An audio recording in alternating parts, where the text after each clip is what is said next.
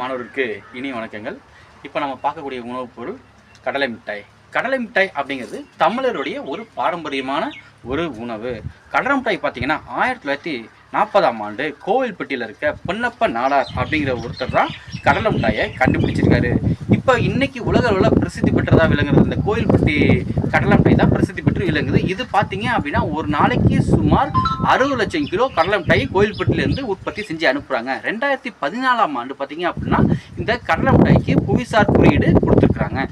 ஏன் இந்த கடலை மிட்டாய் இவ்வளவு பிரபலம் அடைஞ்சிருக்கு அப்படின்னா அங்கே பனை மரங்கள் அதிகமாக இருக்குது. அதுலேருந்து எடுக்கக்கூடிய வெள்ளத்தை வச்சு தான் இவங்க வந்து கடலை மிட்டாய் தயார் செய்கிறாங்க. அதனால் அங்கே இருக்கக்கூடிய கடலை மிட்டாய் வந்து மிகவும் சுவையாக இருக்குது.